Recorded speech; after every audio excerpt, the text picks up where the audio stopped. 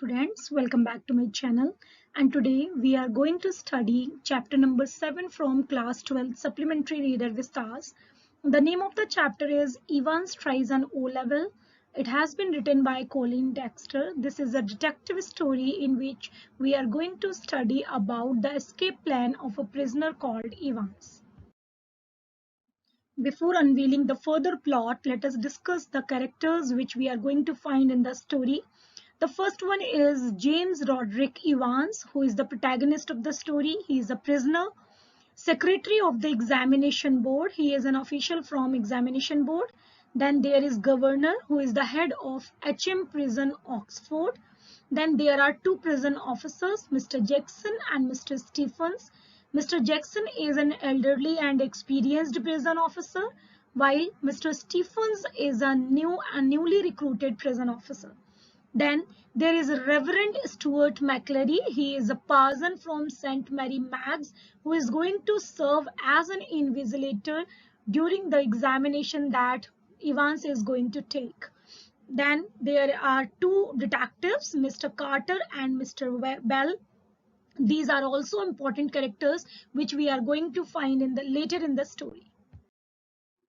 So the plot of the story revolves around a prisoner whose name is Evans, and this prisoner aspires to appear for O-level German examination. ये जो prisoner है इसकी reputation है कि वो कई बार jail से भाग चुका है और अभी उसने एक इच्छा व्यक्त की है कि उसे O-level German का एग्जाम देना है, तो he has been permitted for the same. लेकिन कहीं ना कहीं जो prison officials हैं उनको doubt है that Evans may take this opportunity to get away from the jail, to escape from the jail. और गवर्नर ने और सारे prison officers ने ये ensure किया है कि किसी भी तरीके से इस अपॉर्चुनिटी को इवांस यूज ना कर पाए. सारे प्रिकॉशंस लिए गए हैं कि किसी भी तरीके से इस अपॉर्चुनिटी को यूज करके इवांस जेल से भाग नहीं पाए. तो स्टोरी स्टार्ट होती है अर्ली मार्च में. एग्जामिनेशन बोर्ड के सेक्रेटरी को एक कॉल आती है HM प्रिजन ऑक्सफोर्ड के हेड गवर्नर की ओर से. गवर्नर इस कॉल में सेक्रेटरी को बताता है कि उनकी जेल में एक प्रिजनर है जिसका नाम जेम्स रॉडरिक इवांस है and he has been taking night classes in O-level German since last September. और अब इतने महीनों से क्लासेस लेने के बाद अब उसका एस्पिरेशन है कि वो एग्जाम में अपीयर होना चाहता है और जिसके थ्रू वो सर्टिफिकेट पाके एक एजुकेशनल क्वालिफिकेशन को ऐड करना चाहता है अपने साथ, और ये उसका बेसिक राइट भी है.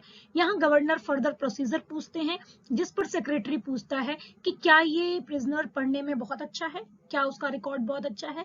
तो गवर्नर बताते हैं कि इसमें कोई डाउट है क्योंकि अकेले ही इवांस क्लासेस ले रहा था, तो वो अच्छा है या नहीं है इसके बारे में कुछ कहा नहीं जा सकता क्योंकि उसको कोई कंपटीशन ही नहीं था क्लास में.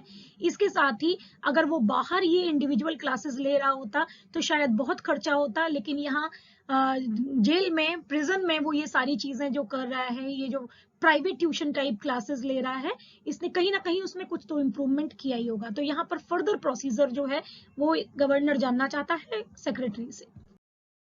सेक्रेटरी पूछता है कि इवांस किस टाइप का इंसान है. Maybe he wants to know about the criminal record of Evans. तो इस पर गवर्नर उसको बताता है कि Evans is a person of pleasant personality. बहुत ही खुशमिजाज, बहुत ही अच्छी पर्सनैलिटी का इंसान है इवांस. उसका कोई भी पास्ट रिकॉर्ड वायलेंस का तो नहीं है. गवर्नर ये भी बताता है कि जो भी क्रिसमस कॉन्सर्ट होते हैं या जेल में जो भी गैदरिंग्स होती हैं, पार्टीज होती हैं, Evans is the star of those parties. सब लोग उसको बहुत पसंद करते हैं. वो गुड लुकिंग है, वो स्मार्ट है, bit of a card of jolly kind of a fellow, और इमिटेशंस करता है, मिमिक्री करता है, जिसकी वजह से वो हर पार्टी को डोमिनेट कर लेता है. प्रॉब्लम सिर्फ ये है that this man is a congenital kleptomaniac. Evans has a personality disorder of stealing things, और ये चोरियां करने की जो आदत है उसकी वजह से ही वो जेल में है. फिलहाल इवांस जेल में अपने खुद के एक छोटे से सेल में रह रहा है, तो वो वहीं पर बैठ के एग्जाम लिख सकता है. कॉल खत्म होने से पहले सेक्रेटरी बताते हैं गवर्नर को कि उन ऑक्सफोर्ड प्रिजन के पास ही सेंट मैरी मैग्स है जहां से किसी पार्सन को इन्विजिलेशन के लिए इनवाइट किया जा सकता है. और साथ ही सेक्रेटरी ये भी इंस्ट्रक्ट करते हैं that during the examination Ivan should be kept completely undisturbed, क्योंकि ये उसका राइट है, उसको एग्जाम देते समय बिल्कुल भी डिस्टर्ब नहीं किया जाए। लेकिन इवांस की पर्सनैलिटी का एक और साइड है जिसको गवर्नर ने सेक्रेटरी के साथ रिवील नहीं किया है, और वो ये है कि इवांस 3 बार जेल से भाग चुका है। डिफरेंट डिफरेंट जेल्स में वो अलग अलग टाइम पर रहा है और वहां से वो 3 बार भाग चुका है, और अब वो ऑक्सफोर्ड प्रिजन में उसको रखा गया है क्योंकि शायद ये और जगहों से ज्यादा सेफ है, यहाँ से भागना उतना आसान नहीं है। तो इसी रीजन की वजह से जो प्रिजन ऑफिसर्स हैं, they call him Evans the break. तो ये गवर्नर ने इसे एक पर्सनल टारगेट के रूप में लिया है कि मे बी उसने सब जगह अलग अलग जेलों में टाइम टू टाइम बहुत अनरेस्ट क्रिएट किया है, but he will not allow Evans to run away from his jail and he will not allow him to disgrace him on his account. Governor ने एक टारगेट बना लिया है कि वो किसी भी हालत में इवांस को अपने जेल से भाग के अपने आप को शर्मिंदा नहीं करने देगा। इसीलिए इनिशियली वो अलाउ नहीं करता है, वो इंटरेस्टेड नहीं होता है कि इवांस को अलाउ किया जाए ओ लेवल जर्मन एग्जाम में अपियर होने के लिए, क्योंकि कहीं ना कहीं उसको डाउट था कि Evans can take advantage of this opportunity और वो एस्केप प्लान को एग्जीक्यूट कर सकता है यहाँ से। लेकिन फिर बाद में कहीं ना कहीं गवर्नर को रियलाइज होता है कि maybe Evans is genuinely interested in learning this new language and getting this examination, तो फिर वो उसको अलाउ कर देता है। वैसे ये भी जानता है कि बहुत ही कम चांसेस हैं कि इवांस का जेन्युइन इंटरेस्ट किसी नए काम को करने में या किसी भाषा को सीखने में हो, लेकिन फिर भी ये उसका राइट है तो उसको दिया जाता है। गवर्नर अलाउ कर देता है उसको एग्जाम अब में अपियर होने के लिए, लेकिन वो खुद भी ये श्योर करता है, एक सिक्योरिटी अरेंजमेंट को एंटाइटन करता है, उनको प्रिक्योर करता है और ये इंश्योर करता है कि किसी भी हालत में वो इवांस को इस मौके का फायदा नहीं उठाने देगा। वो खुद ध्यान रखता है कि वो सारे प्रिकॉशंस लिए जाएं कि इवांस को जेल से भागने का एक और मौका ना मिल पाए। अब इसके फाइनल एग्जाम से एक दिन पहले उसका जर्मन टीचर शाम के समय 7 जून 8:30 पर उसके पास आता है फाइनल क्लास लेने के लिए और उसको गुड लक करता है राइट बिफोर द एग्जामिनेशन। और ये गुड लक वो जर्मन लैंग्वेज में बोलता है, जिस पर इवांस बड़ी ऑकवर्डली उसको रिपीट करने के लिए कहता है। That means Evans has not understood what the teacher has said. तो जर्मन टीचर इस बेस्ट विशेस को इंग्लिश में रिपीट करता है और साथ ही ये भी कहता है कि इवांस का इस एग्जाम में पास होने का कोई भी चांस नहीं है। If he is not able to understand the simplest in instructions, तो क्या हो सकता है उसका, यानी इवांस को शायद जेन्युइन इंटरेस्ट वाकई में नहीं है। लेकिन इवांस इस बात पे ये रिप्लाई करता है कि ही मे सरप्राइज एवरीबडी। वो कहता है कि आप नहीं कह सकते कि मैं क्या करूंगा क्या नहीं, क्योंकि मैं सबको चौंका सकता हूँ। दूसरे दिन सुबह इवांस के पास 2 विजिटर्स आते हैं और ये 2 प्रिजन ऑफिसर्स हैं जिनका नाम जैक्सन और स्टीफन्स है।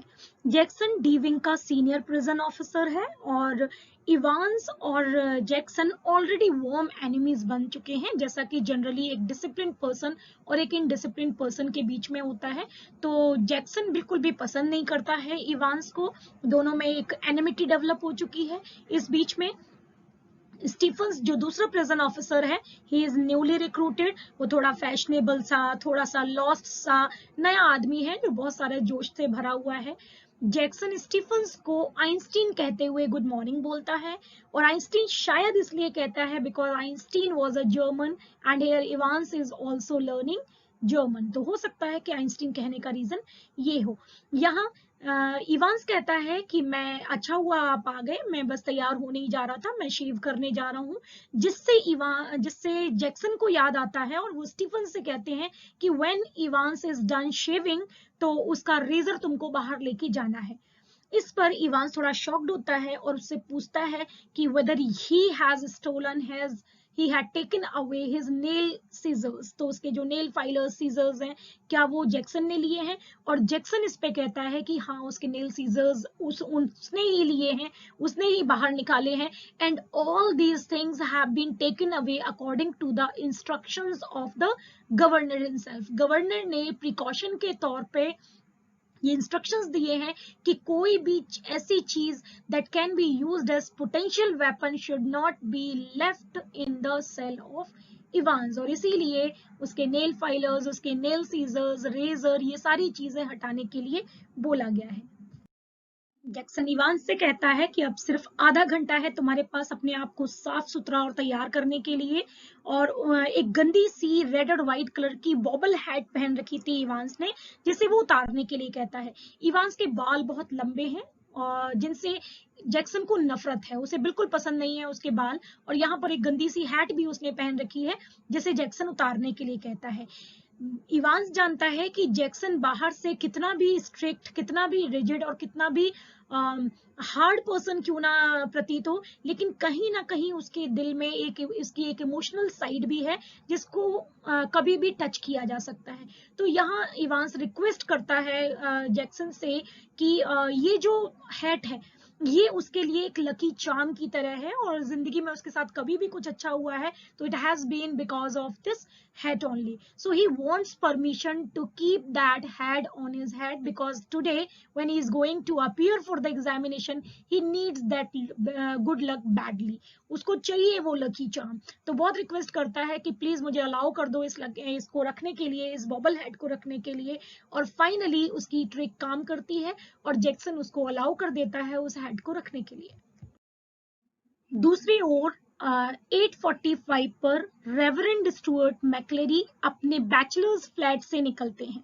ये मैक्लेरी जो है ये सेंट मैरी मैग्स जो एक चर्च है वहां के मिनिस्टर हैं, वहां के पादरी हैं, और इन्हें ड्यूटी मिली हुई है इस एग्जाम की जिसमें इवांस अपीयर होने वाला है, इन्विजिलेशन की। तो वो अपने फ्लैट से 8:45 पर निकलते हैं और चल देते हैं ऑक्सफोर्ड प्रिजन की ओर। ऑक्सफोर्ड प्रिजन जहां पर 2 घंटे का एग्जाम शेड्यूल किया गया है। ये एग्जाम 9:15 पर शुरू होगा। इनके हाथ में एक ब्रीफकेस है जिसमें एग्जाम से रिलेटेड सारी इंपॉर्टेंट चीजें हैं। इसमें एक सील्ड क्वेश्चन पेपर है, कुछ और एनवलप्स हैं, एक ऑथेंटिकेशन कार्ड है जो उनको ऑथराइज करता है इन्विजिलेशन ड्यूटी करने के लिए, एक पेपर नाइफ है, एक बाइबल है और एक चर्च टाइम्स की कॉपी भी है because he is suppose to attend some more meetings after the examination, और कुछ और मीटिंग्स में उनको बोलना है जिसकी तैयारी के लिए वो बाइबल और चर्च टाइम्स को भी अपने साथ लेके आए हैं। जब इवांस तैयार हो चुका है, वॉशअप कर चुका है, क्लीन अप कर चुका है, तो इसके बाद जैक्सन एक बार फिर से आते हैं उसकी सेल में, और अब की बार वो अपने साथ 2 टेबल्स और 2 चेयर्स लाए हैं जिनको सेल के अंदर एक दूसरे के अपोजिट प्लेस कर दिया जाता है, जहां पर मैक्लेरी को और इवांस को बैठना था ड्यूरिंग द एग्जामिनेशन।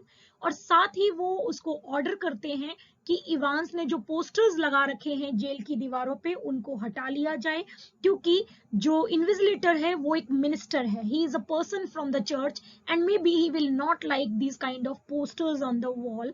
इवांस इस पर रिएक्ट करते हुए कहता है कि हाँ उसको ऑलरेडी पता है that he is going to be invigilated by a parson, उसको पता है पहले से कि चर्च का आदमी है जो उसको इन्विजिलेशन उसका करने वाला है। ये जैक्सन सोचता है कि ऐसा कैसे हुआ, तो इवांस इन्फॉर्म करता है कि उसको कुछ फॉर्म्स साइन करने थे पहले, जिनको साइन करते समय उसने देख लिया था कि उसको during the examination who is going to invigilate. Evans Jackson से छत की ओर इशारा करते हुए पूछता है that why he had to be bugged। यहाँ हमको पता चलता है कि इवांस के सेल में एक माइक्रोफोन फिट किया गया है जिससे उस सेल में होने वाली सारी हलचल को, उसकी बातों को बाहर कहीं सुना जा सके। जैक्सन इस पर उसको रिमाइंड कराता है कि इस प्रिजन में किसी भी ऑफिसर को तुम्हारे ऊपर विश्वास नहीं है, nobody wants to take any chance with you, और कहीं ना कहीं उनको अंदाजा है कि वो इस अपॉर्चुनिटी को यूज करने वाला है और यहाँ से भागने की प्लानिंग कर सकता है, तो सारे प्रिकॉशंस पहले से लिए जा रहे हैं। और जैक्सन उसको ये भी बताता है that the connection of this microphone is directly with the governor, governor खुद सुनेगा कि इस रूम में क्या बातें हो रही हैं, क्या चल रहा है, तो उसको अटेंटिव करता है कि आपको कुछ बिल्कुल अपने नोज को क्लियर रखना है, कोई भी ओवर स्मार्टनेस लाने की मन में बिल्कुल मत सोचना। इवांस कहता है कि मैं तो ऐसा कुछ सोच भी नहीं रहा था, खैर कोई बात नहीं है। जैक्सन लास्ट में उसको गुड लक बोलता है और वहां से चला जाता है। जिस सेल में इवांस को रखा गया है उसके बाहर 3 ब्लॉक्स और हैं, यानी प्रिजन के मेन गेट से लेके इवांस के सेल के बीच में 3 अलग अलग ब्लॉक्स हैं जिनको क्रॉस करके इवांस के सेल तक पहुंचा जा सकता है। तो रेवरेंड स्टुअर्ट मैक्लेरी जेल के मेन गेट पर साइन करते हैं, जहां से एक साइलेंट प्रिजन ऑफिसर उनको एस्कॉर्ट करता है और अंदर लेके आता है, जहां पर उनकी मुलाकात जैक्सन से होती है। जैक्सन उसको आगे लेके जाता है और यहाँ पर वो उनको स्टीफन्स को सौंप देता है, और स्टीफन्स के साथ मैक्लेरी जो है वो उस सेल तक पहुंचते हैं जहां पर इवांस है। इसी बीच गवर्नर जो है वो अपने रिसीवर को स्विच ऑन करता है ताकि वो इवांस के सेल में होने वाले सारी हलचलों को अपने कैबिन में, अपने रूम में बैठ के सुन सके। गवर्नर जब ये सब चीजें कर रहा था तो कहीं ना कहीं उसके मन में आ रहा था that he is over thinking. उसको लग रहा है कि जेल के मेन गेट से लेके अंदर उसका जो सिक्योरिटी एस्टैब्लिशमेंट है वो इतना मजबूत है कि ये ऑलमोस्ट इम्पॉसिबल है कि कोई इंसान 3 ब्लॉक्स के अंदर इतने सेफ एनवायरनमेंट में एक सेल के अंदर बंद इंसान ये सोच भी सके कि वो वहां से भाग सकता है। उसे लगता है कि इवांस के ख्याल में भी ये चीज नहीं आ सकती है कि इवांस इतने सिक्योर्ड जेल से भाग सकता है, स्पेशली तब जब ये हैवी गार्डेड है। सारे जो गार्ड्स हैं वो बिल्कुल अलर्ट हैं, अपनी पोजीशन लिए हुए हैं। खुद इवांस के सेल पे 2 स्पेशल प्रिजन ऑफिसर्स हैं। ऐसे में इवांस कुछ भी प्लान तो नहीं कर सकता, लेकिन एक डाउट है जो बिल्कुल भी पीछा नहीं छोड़ता गवर्नर का। कहीं ना कहीं उसके मन में एक कंप्लीट कंसोलेशन नहीं है, वो एक कॉन्फिडेंस नहीं है कि वो इवांस यहां से भागने की कोशिश करेगा या नहीं करेगा। ये सारी चीजें सोचते हुए अचानक से गवर्नर को रियलाइज होता है कि उसने कुछ तो मिस किया है। और ये क्या मिस किया है? उसको लगता है कि he has instructed his prison officer to remove everything that could be used as potential weapons from the cell of Evans। हालांकि उसने अपने प्रिजन ऑफिसर्स को उसके सेल की तलाशी लेने के लिए कहा है। इवांस के सेल में कोई भी ऐसी चीज जो पोटेंशियल वेपन के रूप में यूज की जा सकती हो उसको वहां से रिमूव करने के लिए बोला है, और इवांस को सेल में सिक्योरली लॉक्ड करने के लिए बोला है।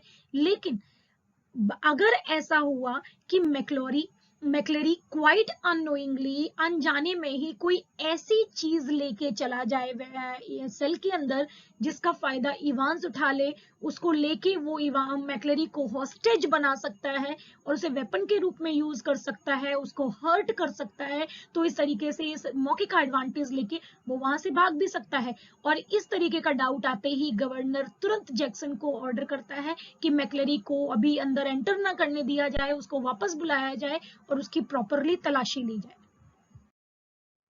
अब जैक्सन को वापस बुलाया जाता है और उसकी एक थरो सर्चिंग की जाती है। उसके पॉकेट्स पे, उसके ट्राउजर्स पे, ओवरकोट पे, सारे पॉकेट्स को छू के देखा जाता है। जैक्सन उसके ब्रीफकेस को खोलता है जिसके अंदर के सामान को वो चेक करता है, उसके बाइबल को खोल के देखता है, एनवलप्स पे हाथ फिरा के देखता है कि उनके अंदर कोई ऑब्जेक्शनेबल आइटम तो नहीं है, चर्च टाइम को हिला के देखता है कि उसके अंदर कोई चीज छुपी हुई तो नहीं है, और उसके बाद उसकी नजर टिकती है एक ऐसी जगह चीज पर जिसका एप्रोप्रिएटनेस उसको समझ में नहीं आ रहा है। It is a semi-inflated rubber ring that was there in the briefcase। एक ऐसा रबर ट्यूब टाइप का जिसको जनरली बच्चे स्विमिंग सीखते समय यूज करते हैं ताकि वो डूब ना जाए। तो यहाँ पर इसके बारे में कुछ समझ में नहीं आता है जैक्सन को, और वो मैक्लेरी से पूछता है कि आप ये क्यों रखे हुए हैं, क्या आप यहाँ से जाने के बाद स्विमिंग सीखने जाना चाहते हैं? इस पर मैक्लेरी थोड़ा सा नाराज हो जाता है और कहता है कि इस रबर रिंग को वो कुशन की तरह यूज करता है बैठने के लिए, because he is suffering from piles haemorrhoids. उसको पाइल्स हो रहे हैं और जिसकी वजह से उसको बहुत देर तक किसी जगह पर बैठने में दर्द होता है, and he uses this rubber tube as a cushion. तो थोड़ा सा एम्बैरेस हो जाता है जैक्सन, माफी मांगता है और आगे तलाशी करते रहता है, और फाइनली उसको ब्रीफकेस के बॉटम में एक पेपर नाइफ मिलता है जिसको वो सीज करके अपने पास रख लेता है। अब स्टीफन्स जो कि जैक्सन का जूनियर है, जैक्सन ने उसको बहुत अलर्ट किया है, उसको बहुत समझाया है कि तुमको हॉक की तरह ऑब्जर्व करना है इवांस को, कोई भी एक भी अनटुवर्ड अनएक्सपेक्टेड स्टेप वो ले ना ले, कुछ भी अनटुवर्ड होना नहीं चाहिए। तो स्टीफन्स पूरा मुस्तैद होके वहां तैयार है। एग्जाम ऑलरेडी सारे प्रोसीजर की वजह से थोड़ा सा लेट हो चुका है। फाइनली मैक्लेरी इंस्ट्रक्शंस देता है डिटेल भरने के लिए इवांस को। वो कहता है कि index number, paper code, centre number, ये सारी चीजें भरनी है। तो पेपर कोड जो कि है 0211, जो इंडेक्स नंबर है वो है 313 और सेंटर नंबर है 271, ये सारी डिटेल भरने के लिए मैक्लेरी इवांस को बोलता है। इवांस ऑब्जेक्ट करता है कि स्टीफन्स जो है अगर उसके आसपास ऐसे ही मंडराता रहेगा, उसके सिर पर ऐसे ही खड़ा रहेगा, तो वो अपने एग्जाम में कंसंट्रेट नहीं कर पाएगा। यहाँ मैक्लेरी को पता नहीं है कि आगे क्या करना है, इस बारे में वो क्या कर सकता है। गवर्नर जो कि अपने कैबिन में बैठ के इस सारे कन्वर्सेशन को ओवरहियर कर रहा था, वो रिसीवर पे जाता है और जैक्सन को कहता है कि स्टीफन्स को बाहर निकाल लो। और वो ये भी मानता है कि कहीं ना कहीं वो ओवर डूइंग कर रहे हैं, इन सारी चीजों को लेके कुछ ज्यादा ही ओवर प्रोटेक्टिव हो रहे हैं। मे बी जैसा वो सोच रहे हैं वैसा ना हो, ये सारी चीजें करके वो अपनी इनसिक्योरिटीज ही दिखा रहे हैं। तो वो स्टीफन्स को बाहर निकाल दिया जाता है और इस जो सेल का दरवाजा है उस पर एक पीप होल है जिससे स्टीफन्स अंदर झांकने लगता है। और इस तरीके से एग्जाम जो है वो एग्जैक्टली 9:25 पर स्टार्ट होता है। एग्जाम स्टार्ट होने के 15 मिनट के बाद यानी 9:40 पे गवर्नर को एक कॉल आती है। ये कॉल एग्जामिनेशन बोर्ड से आई है, जिस पर एक assistant secretary with special responsibility for modern languages वो गवर्नर से बात करना चाहता है।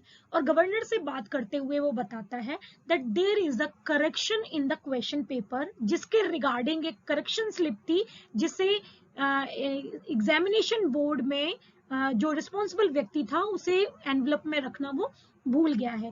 तो अब उसे उस कैंडिडेट से बात करनी है जिसे इस करेक्शन के रिगार्डिंग उसे इन्फॉर्म करना है। तो गवर्नर अलाउ तो कर देता है, उस कॉल को डाइवर्ट कर दिया जाता है इवान से बात करने के लिए, लेकिन उसे खुद को सस्पिशन हो जाता है। जो जेल अथॉरिटीज हैं वो सस्पिशन में आ जाते हैं। गवर्नर को लगता है कि कहीं ये कॉल कोई होक्स तो नहीं है, कहीं ये कोई सिग्नल तो नहीं है, कोई कोडेड मैसेज तो नहीं है। फिर वो कहता है कि ये तो मैं खुद भी क्रॉस चेक करना चाहता हूँ। इस कॉल की ऑथेंटिसिटी को चेक करने के लिए वो उसी समय जब एग्जामिनेशन बोर्ड से आई हुई कॉल पे इवान से बात करवाई जा रही है, उसी समय गवर्नर एग्जामिनेशन बोर्ड में कॉल करता है जो कि बिजी आ रहा होता है, जिस पर इंगेजिंग टोन आ रही होती है और गवर्नर श्योर हो जाता है कि obviously that call was from examination itself. तो वहां जो नेसेसरी चेंजेस होते हैं वो कराए जाते हैं और वो चेंजेस कुछ इस तरीके से होते हैं कि on page 3 line 15 the fourth word should read golden not golden. तो एक गोल्डन वर्ड है जिसको गोल्डन कराया गया है और इस तरीके से जो पूरी जो फ्रेज है वो बनती है जूम गोल्डन लॉइन, ना कि जूम गोल्डन लॉइन। तो इस तरीके से एक करेक्शन कराया जाता है और क्योंकि गवर्नर को खुद को थोड़ी बहुत जर्मन आती है तो वो समझ जाता है कि जो करेक्शन कराया जाता है जा रहा है वो प्रॉपर है। कुछ समय के बाद फिर से फोन बजता है और अब की बार फोन मजिस्ट्रेट कोर्ट से है, जहां उन्हें एक प्रिजन वैन और 2 प्रिजन ऑफिसर्स की जरूरत है एक रिमांड केस के सिलसिले में। गवर्नर फिर से डाउट में आ जाता है और सोचता है कि कहीं ये कोई होक्स तो नहीं है, कहीं प्रिजन वैन हटाने के लिए और स्टाफ कम करने के लिए ये कोई चाल तो नहीं है। लेकिन बाद में वो इस आइडिया को झटक देता है और सोचता है कि वो बहुत ज्यादा सोच रहे हैं, ओवर थिंकिंग कर रहे हैं। दिस इज वेरी नेचुरल, क्योंकि कई बार ऐसे रिमांड केसेस के लिए यहाँ से पुलिसमैन को भी भेजा गया था, जेल से प्रिजन वैन्स को भी भेजा जाता रहा है। तो ये कोई नई बात नहीं है, इसलिए गवर्नर कहता है कि वो खुद नजर रखेगा और सारे प्रिकॉशंस लेता रहेगा, ऑब्जर्वेंट रहेगा और आगे वो वैन को जाने देता है। दूसरी ओर स्टीफन्स, जिसको इवांस को मॉनिटर करने के लिए कहा गया है, वो सेल के डोर के बाहर उसके पीप होल में झांकता है और ये जो झांकने का काम है वो हर 1 मिनट के बाद 5 सेकंड के लिए अंदर देखता है, उसके बाद हट जाता है, फिर नेक्स्ट 1 मिनट के बाद फिर 5 सेकंड के लिए झांकता है और इस तरीके से रेगुलर इंटरवल्स पे वो ऑब्जर्वेशन कर रहा है। हालांकि उसे लगता है कि ये इसका कोई फायदा नहीं है, क्योंकि हर बार जब वो अंदर देखता है तो सीन मोर और लेस सेम होता है। इवान सामने चेयर पर बैठा हुआ है, उसके दांत में उसने पेन लगा रखा है और सीधे सामने दरवाजे की ओर देख रहा है, as if he was seeking for some inspiration. शायद उसे पेपर में कुछ नहीं आ रहा है और वो सामने दरवाजे पर देख रहा है जैसे कि वहां से कोई मदद आएगी और वो पेपर लिख पाएगा। दूसरी ओर मैक्लेरी बैठा हुआ है, वो थोड़ा सा झुका हुआ अपने टेबल पर बैठा हुआ है, एक साइड में झुका हुआ है वो। उसने एक फिंगर को अपने क्लैरिकल कॉलर में फंसा रखा है, दूसरी फिंगर से वो धीरे धीरे धीरे अपने गालों पे, अपने बियर्ड पे स्ट्रोक कर रहा है और उसके हाथ में एक चर्च टाइम्स है जिसको वो लगातार पढ़े जा रहा है। और ये same seen through out the time fix था, इसमें कोई भी चेंज नहीं आता है, लेकिन फिर भी स्टीफन्स बड़े केयरफुल होके, बड़े ड्यूटीफुल होके उस पीप होल के थ्रू ऑब्जर्वेशन करते रहता है। At about 10:50, Governor overhears some disturbances from the cell of Evans. उसे कुछ आवाजें सुनाई देती हैं और वो सुनता है कि इवांस रिक्वेस्ट कर रहा है मैक्लेरी से, परमिशन मांग रहा है कि वो अपना कंबल लेके अपने आप को रैप कर सकता है या नहीं। May be he was feeling cold और उसे कंबल की जरूरत है। यहाँ जब स्टीफन्स पीप होल से देखता है इस बार इवांस को अपने चारों ओर कंबल लपेट के बैठे हुए, जो कि उसको परमिट कर दिया है मैक्लेरी ने, तो थोड़ा सा डाउटफुल हो जाता है।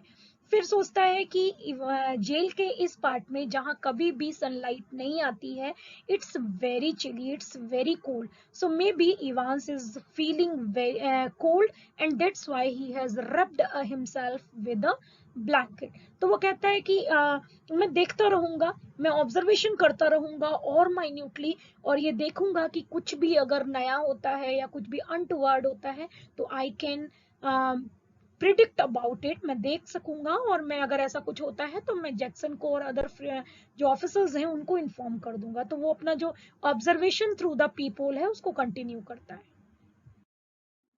तो 11:20 पे गवर्नर को फिर से इवांस के सेल से कुछ कन्वर्सेशन सुनाई देता है। मैक्लेरी इवांस को वार्न कर रहा है कि एग्जाम्स खत्म होने में अब लास्ट के 5 मिनट्स बचे हैं, क्योंकि एग्जाम 11:25 पे खत्म होना है।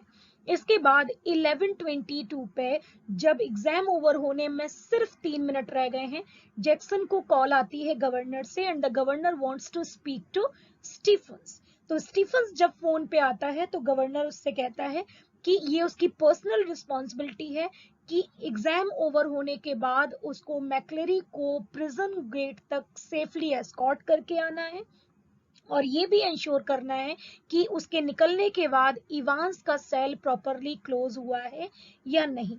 तो ये एक बहुत ही इंपॉर्टेंट काम जो है वो इसको स्टीफन्स को दे दिया गया है गवर्नर के द्वारा। फाइनली 11:25 हो जाता है, एग्जाम ओवर हो गया है और मैक्लेरी इंस्ट्रक्ट करता है उसको कि सारे शीट्स को प्रॉपरली अरेंज कर ले, उन पर नंबर डाल ले और शीट्स को सबमिट कर दे। 11:25 पे मैक्लेरी बाहर आता है इवांस के सेल से और स्टीफन्स उसको एस्कॉर्ट करता है प्रिजन के मेन गेट की तरफ। और इस समय Stephens is bursting with pride, बहुत गर्व हो रहा है उसे कि गवर्नर ने जैक्सन जैसे एक्सपीरियंस्ड आदमी को छोड़ के स्टीफन्स को इतना इम्पोर्टेंट टास्क दिया है कि उसे खुद को मैक्लेरी को एस्कॉर्ट करना है प्रिजन के गेट तक और से इंश्योर करना है कि इवांस अपने सेल के अंदर प्रॉपरली लॉक्ड है कि नहीं है। जब ये दोनों चल रहे होते हैं कॉरिडोर में तो ऐसा रियलाइज होता है, ऐसा डाउट होता है स्टीफन्स को कि जो स्कॉटिश एक्सेंट जो मैक्लेरी बोल रहा था वो उसमें थोड़ा सा चेंज आ गया है अब की बार। और साथ ही उसको ये भी लगता है कि मैक्लेरी जिसका ओवरकोट जो है अब घुटनों से नीचे जा रहा है, सडनली बड़ा स्लिम हो गया है। जब आया था तब इतना स्लिम नहीं था, लेकिन अभी वो बहुत स्लिम लग रहा है। ये चीजें ऑब्जर्व करता है स्टीफन्स, लेकिन इग्नोर कर देता है। और जब मैक्लेरी चला गया है यहाँ से, स्टीफन वापस आता है इवांस के सेल पे और एक बार फिर से चेक करना चाहता है, क्योंकि पहली बार उसको इतना इंपॉर्टेंट टास्क मिला है तो उसमें कोई चूक नहीं करना चाहता, और रीअफर्म करने के लिए वो इवांस के सेल में एक बार फिर से झांकता है।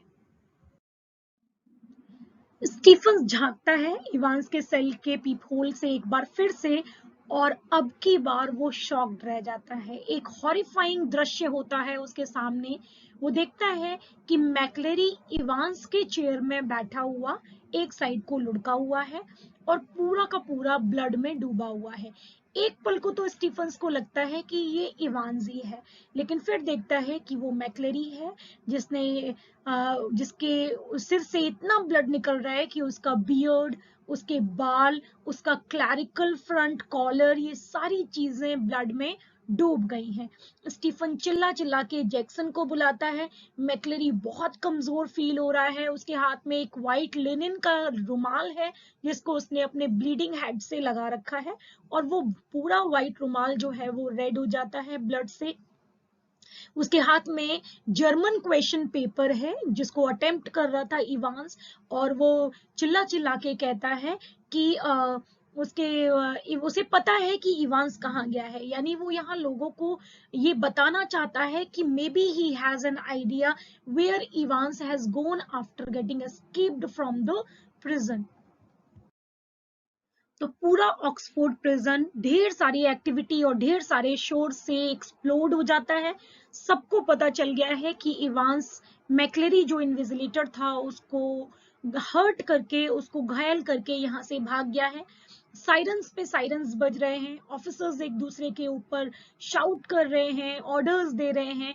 जो हैवी हैवी मेटल के दरवाजे हैं वो खोले जा रहे हैं, बंद किए जा रहे हैं। गवर्नर यहाँ पहुंचता है और देखता है कि घायल मैक्लेरी के हाथ में एक फोटोकॉपीड शीट है जो उसको दिखाता है। एक्चुअली जो जर्मन क्वेश्चन पेपर था उसके लास्ट पेज पर बड़ी क्लेवरली एक फोटोकॉपीड शीट थी जिसे सुपर इम्पोज कर दिया गया था, चिपका दिया गया था, और जिसमें कुछ मैसेज लिखा हुआ था जर्मन लैंग्वेज में जो क्लू दे रहा था इवांस के वेयर अबाउट्स के बारे में। यानी उस लेटर को अगर पूरा पढ़ा जाए, वो जो लिखा हुआ है content on the last page of the question paper, तो आइडिया हो सकता था कि इस प्लान में आगे क्या है। यानी यहाँ ऑक्सफोर्ड प्रिजन से भागने के बाद इवांस कहाँ जाएगा, इसके हिंट्स उस क्वेश्चन पेपर के पीछे वाले पेज पर है। गवर्नर, जिसको खुद को थोड़ी बहुत जर्मन आती है, वो याद करने की कोशिश करता है और इस पूरे मैसेज को ट्रांसलेट करने की कोशिश करता है ताकि वो हिंट ले सके इस शीट से और आगे पता कर सके कि जो इवांस है वो यहाँ से भाग के कहाँ गया है और कैसे उसको आगे पकड़ना है।